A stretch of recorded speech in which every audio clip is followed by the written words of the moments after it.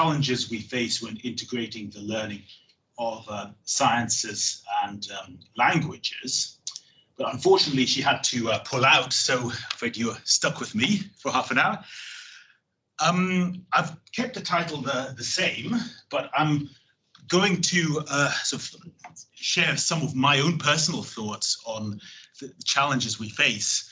Now, one challenge, I think, with science and languages, in my opinion, is, and not just with science and languages, but I think in language teaching in general and in society's attitudes to language, is that people can sometimes learn languages very well, but they don't talk about what languages are for. So we had this several times from Marta, sort of Cyril as well, saying that language is not just about transmitting sort of information and understanding transmitting information. It's about connecting with people. So Marta in her talk today told us about how she managed to connect with people using French and Ukrainian. That's true for any languages. Also, the question, what do languages have to do, with science? Now, I think Luis has shown in his presentation how languages and science, are linked and can be shown to be linked in the classroom. But I think there's also a perception that science is independent of language. And in a way, certain concepts are independent of language, but the people who do the language, who do the science, who do the engineering are different. And that's where languages can play their biggest role. Now, I noticed when people registered for this talk that we had a lot more language teachers registering than science teachers. So I also thought things that I would, other challenges that I think that I encountered, and I wish that my former secondary school language teachers had told me. Again, this was 20 years ago, so maybe it's not current.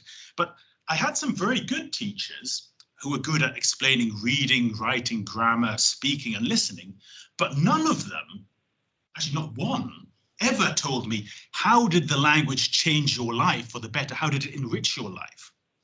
And then there was also none of them sort of did what Cyril did today or what Luis just talked about, to encourage a more holistic approach to show how, your language skills can be relevant for other areas or your life in general. And we also talked about, Luis was talking about making mistakes, and Marta was talking about the fact you don't have to speak a language perfectly. Not everybody is interested in speaking a language well. Now, maybe for passing an exam, you might be encouraged to speak with high accuracy. And I have the impression that accuracy is often favored in language teaching more than fluency. But actually, for interacting with people, often fluency is more important than accuracy. And so I wish also, they would encourage people just to use languages and just butcher them, because, it is fun to use languages badly. You can still connect with people using a language badly. So in this presentation, I'll talk briefly about myself and then how I found as a university researcher that you can kill two birds with one stone, or you can use your languages skills to promote your scientific career, but at the same time, you can use your career as a scientist to promote your language learning, because people in many countries are doing that. And also language learning, there's reading, writing, speaking and listening, but there's much more to it than that, and which I wish I'd been told about. And then also, to come back to a previous topic, if you want to speak well, you need to speak very badly and very often. And so to practice what I preach, I'm also going to, we had a talk in very nice French from Cyril. At the end, you're going to have some very bad Portuguese and very bad Ukrainian, just to show that, I take speaking languages badly, so seriously. So as many scientists, I've had to be quite mobile. I'm from the United Kingdom, from my parents live near Belfast, and then I studied in London, and then via sort of Erasmus and various PhD and postdoc positions, I finally, in Germany, the Netherlands and the Dutch-speaking part of Belgium, I arrived in Lancaster. Now, I did studied chemical engineering at Imperial College in London and in Germany, and actually that was a turning point for me, because it actually was the first time that I realized how fun it was, to actually experience a language not as an academic subject, but as something that was really sort of part of my life.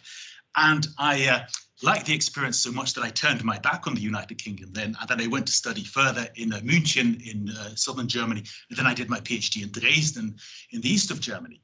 Now, again, my school language teachers, I wish that some of you, had, or at least one of you had said to me at one point, what was the effect of learning languages, outside, this classroom? What did you do with them, to enrich your life? And then we talked about how, science and languages are linked. Well, the scientific world offers you excellent opportunities if you're interested in languages, because languages are, so research is done in so many different countries. Okay, so for instance, because I had positions in Germany, the Netherlands, and the Dutch-speaking part of Belgium, that's one reason why I can speak German and Dutch. So now I'm here. For those who aren't familiar with Lancaster, it's about 60 years old now, and I have my own research group here. I teach chemical engineering. I help students who wish to study abroad. Now, briefly, my research is actually into biomaterials for tissue regeneration. So sometimes if you have what are called sort of tissue defects which won't heal spontaneously, you can implant materials into these sort of defects. So like here you can see what's called a critical bone defect that won't heal spontaneously. You have to put something in. And I make composite materials out of ceramics and hydrogels, among other things, that you can implant in order to stimulate the tissue healing, and that requires interdisciplinary collaboration with people from different sort of fields and communication. Now, I liked what Luis just said about leaving no opportunity unused. I had this conversation. A colleague of mine wrote this to me recently. She asked me, what role might language play in engineering? So surely tensile strength is the same in English as it is in Russian. Now, what ultimate tensile stress is, so when you have a stress strain curve, so you have a linear part of the curve, which corresponds to elastic deformation, where the material will obey Hooke's law. But then at a point, you'll start to have inelastic sort of deformation, and then you'll reach a point which is the ultimate tensile strength. That's the maximum stress that the material can withstand. Okay. So isn't it just the same as in English and Russian? Well, yes and no. Okay. In English, we say ultimate tensile stress, but in Russian, one would say предел прочности на растяжение, which roughly translates as limit of robustness on pulling apart.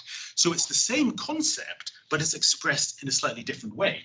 So that's one example of how science is not completely independent of language in the way that a concept can be expressed. So for instance, in German, you would say, Zugfestigkeit, which means translates more or less as pull, shall we say, robustness, or in Dutch, you would say treksterkte, which would mean pull strength, etc., etc.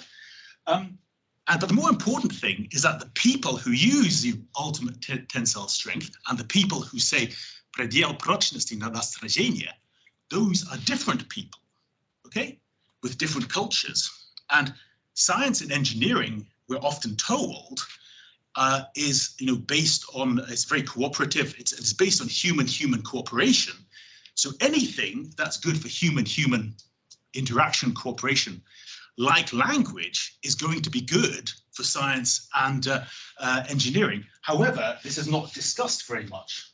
And one question that's sometimes asked, I'm sure many of you have heard this, is why bother learning any other languages if everyone speaks English?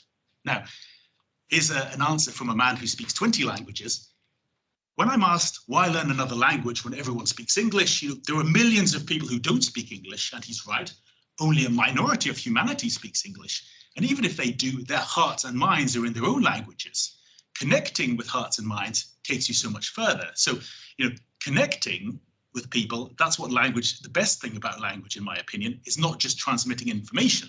But coming back to my secondary school language teachers, did I hear this from them ever? No, never, not once. So I still, when I had two subjects at secondary school, which were sort of French and also German, which were sort of chosen for me.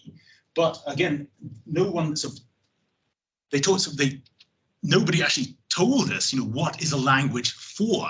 Okay, now to come back to what I said before, not everybody speaks English, only a minority of humanity, and most of these people don't speak it as a first language. So it's estimated that 2/3 of the people in the world who speak English aren't native speakers. So here, if you just look at Europe, countries in green is where the majority of the population says they can have a conversation in English. And as you can see, the whole continent is not green, only part of it, okay? What this map does not tell you is, do they all speak English well? And do they want to speak English? So my philosophy about language learning is based on actually 3 quotes. The first you may know from Nelson Mandela, who said, if you talk to a man in a language he understands, that goes to his head. And if you talk to him in his language, that goes to his heart. So Mandela was also a polyglot, and he understood the emotional power of language. So if you use a lingua franca like English, you may reach a lot of heads, but it may not be the most effective language to reach people's hearts. And I'm sure you've all experienced this. As a friend of mine on Twitter says, once you've seen the smile on somebody's face because you speak that language, there's no way back. It's exhilarating. But did any of my school language teachers tell me this? No, never, never. Not everybody will want to speak English. So Willy Brandt, who was the Chancellor of West Germany, said, if I am selling to you, I speak your language. If I am buying, dann müssen Sie Deutsch sprechen. You have to speak German. So especially, customers are not, Marta mentioned this, in her talk, not all your customers are just going to want to speak, English to you. So why, and if you speak people's language to them, they're going to be more willing to do things for you, okay? But I think for me, the most important quote is this one. You don't have to speak a language well. So Kato Lomb was a translator, one of the first simultaneous translators for the United Nations. She could do this in 10 languages. And she said, we should learn languages because language is the only thing worth knowing, even poorly. So well-intentioned sentences full of mistakes can still build bridges between people. And she was right. You don't need to know a language well in order to communicate. Now, I think, in my opinion, English is the best and the worst language. Now, it's the best in, for instance, we are speaking English now because many people understand it, and many people understand information transmitted in English. But I think, in my opinion, it's the worst if you want to make a connection with people because it's used as sort of impersonal lingua franca. Now, one thing that I've often noticed is that people who sometimes can speak English very well as a second language, that doesn't mean that they will know much about Anglophone cultures or that they may be very interested in Anglophone cultures. If you go to the Netherlands, you will see many people like this. And the Dutch encourage people being direct and frank, so I will criticize them directly and frankly now. There are many people who do not, in the Dutch-speaking world, who may have reached a very high level, but they don't know anything much about Anglophone culture or about, or have a real interest in it. Now, to be fair to them, why should they? Nobody's obliged to, and many people will have learned English, I'm guessing, not because it was entirely their choice, because they loved Anglophone cultures so much, but maybe they found it was necessary in order to transmit information and understand transmitted information. However, if you speak a language, and I think the less mainstream your language is, the bigger impact you can have, because speaking it is understood as, a sign that you're interested in the people. So Polish is good for this. Now, you don't have to speak a language well to make a connection. I mean, if you start, build a rapport with somebody, you can start collaborating, then you start using the language more, and that leads to more collaboration. It's like a positive feedback loop. You have more language use, more collaboration, and so you practice automatically. And so this is just to illustrate what I meant. English is good if you want to speak to a wide audience, but if you avoid English, in my opinion, if you're actually having discussions with people, try to speak to them in their language, they will often appreciate it more. You will build a more, I think, often a more closer relationship with them instead of using their language. As I mentioned, research is research is basically based collaboration, and collaboration is based on relationships, and languages are good for relationships. So by speaking more languages, you'll have better collaborations, and then you'll have more results for your science. And especially, I think, if you speak less mainstream languages, especially Slavic languages, those are often not so popular in Europe, but the speakers of these languages appreciate it, in my opinion, more if you speak their languages than speakers of Western European languages.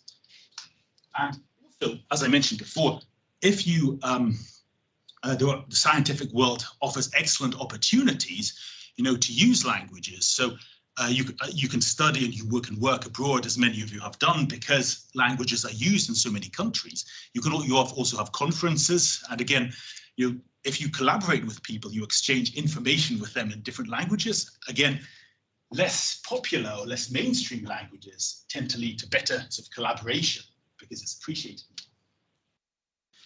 So, time. Okay.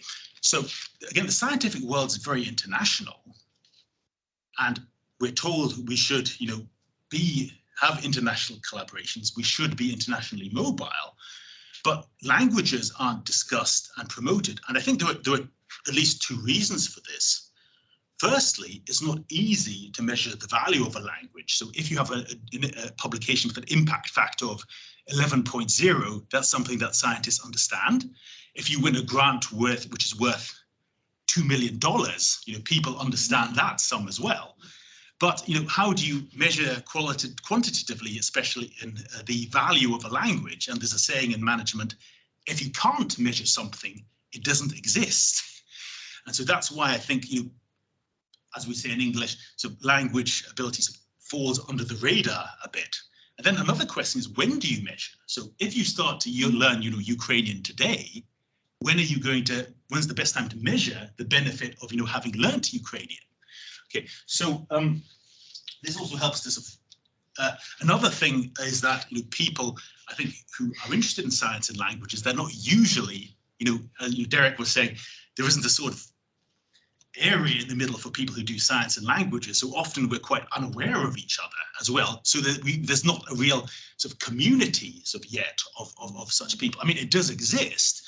There's a Dutch saying, de vreemde eend in de bijt, which means the strange duck in the ice hole, the hole in the ice.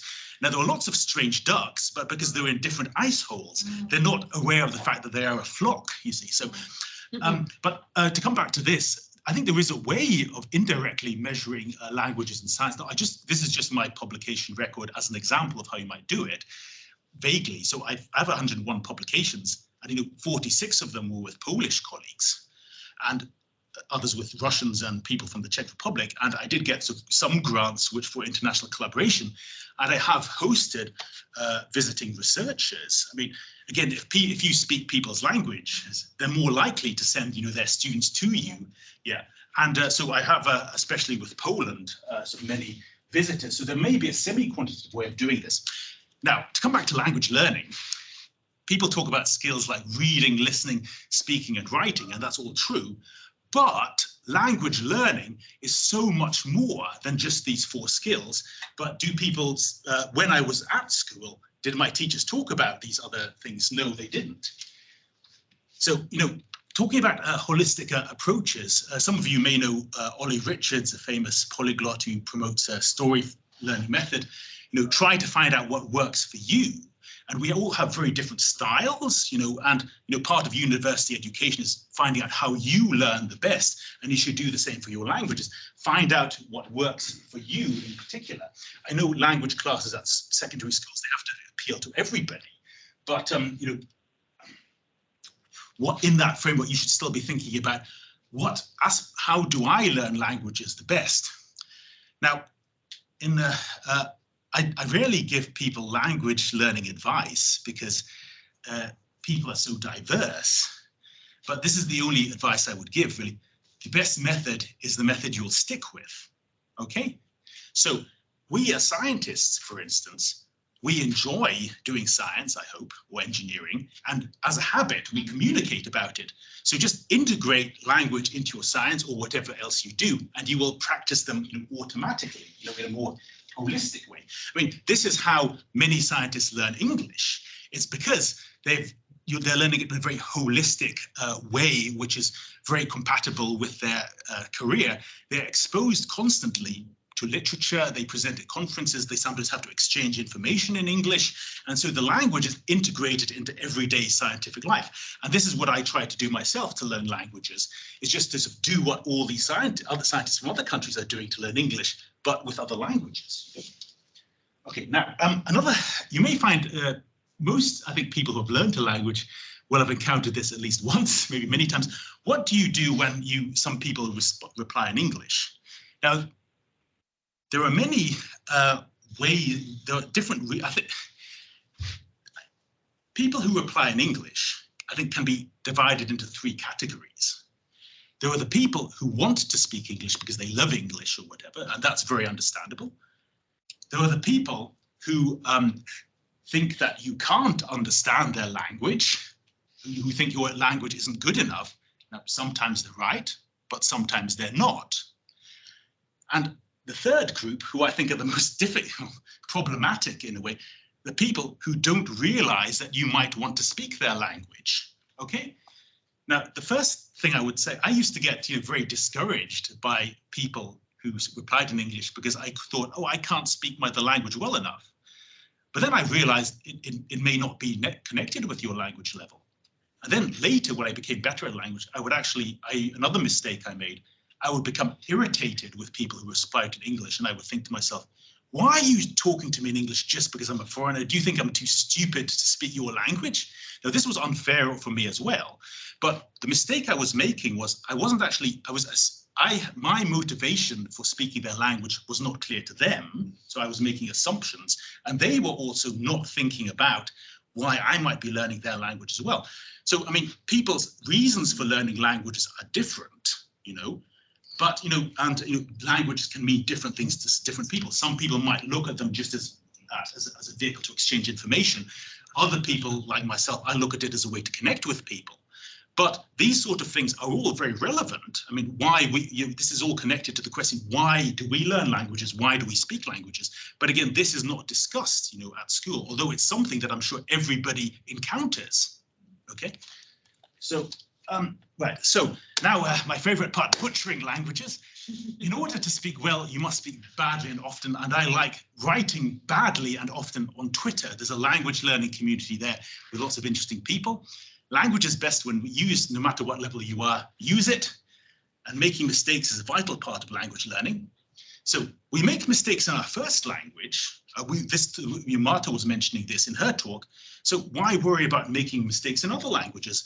When the pandemic started, we had to record our lectures as lecturers. And when I listened to the recordings, I would realize how many mistakes I was making in English. But nobody would say to me, I can't speak English. So if I make so many mistakes in English, who cares if I make mistakes in other languages?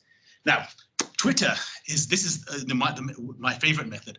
Is a very good place to butcher languages because you can find all these languages, and also you can kill two birds with one stone. Again, you can learn the language by enjoying Twitter, with interacting with people, and that's what the nicest thing about languages for me is just the interaction with people. So now, why is Twitter such an excellent, slaughterhouse, for butchering languages, or abattoir, if you prefer Romance languages? As there are so many languages, and it's interactive. And the only advice I give to language learners is it's easy to be consistent. Please be consistent in your learning. And Twitter, it only takes, social media is designed to be addictive, so to be used consistently. So why not just use that in order to learn your language? And again, as I mentioned, if you want to speak language as well, you have to speak them badly. So we have about 5 minutes left for some butchery. So I'll start by butchering some Portuguese. Okay, so estou feliz que Luís mencionei native scientist. Em novembro eu organizei uma conferência sobre os idiomas na ciência. E uma participante foi a Joana Moscoco, que é luso falante. E como brincadeira, eu decidi aprender português em 22 dias. Ok, obviamente, no è possibile aprender un idioma en 22 días, pero mas yo quería also tentar also como brincadeira. So por essa razão eu also tinha also dois livros em português, also a casa, e eu comecei a aprender pouco also, da gramática also, do português. Eu comecei a also, quebrar português no Twitter imediatamente. E eu recebi also, comentário. Não entendi se é irônico ou de verdade. Não é porque não há como este ser seu primeiro dia e teres este nível. E dois, porque não há como teres aprendido português tal falo. Ninguém me ensinaria assim.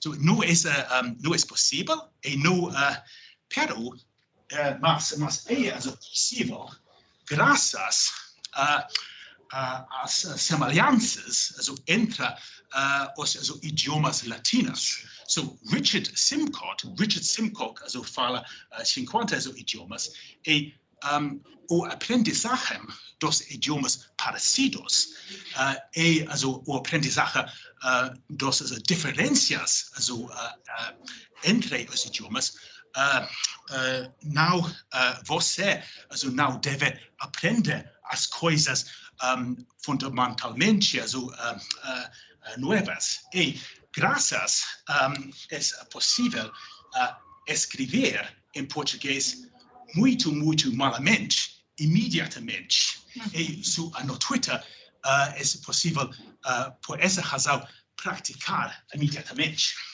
Okay. That was Portuguese butchered, and now let's do some Ukrainian butchery. Oh. So, ja, also почав вивчати українська мова, коли війна в Україні розпочалася, тому що я хочу підтримати українську культуру, і я знаю російську мову і польську мову, і для того українська мова значно легше для мене. І я хотів також допомагати біженцям, і зараз я можу зробити такі переклади документів медичних. І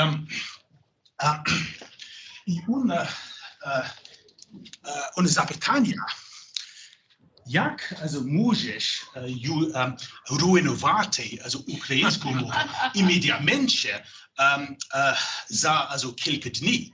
Well,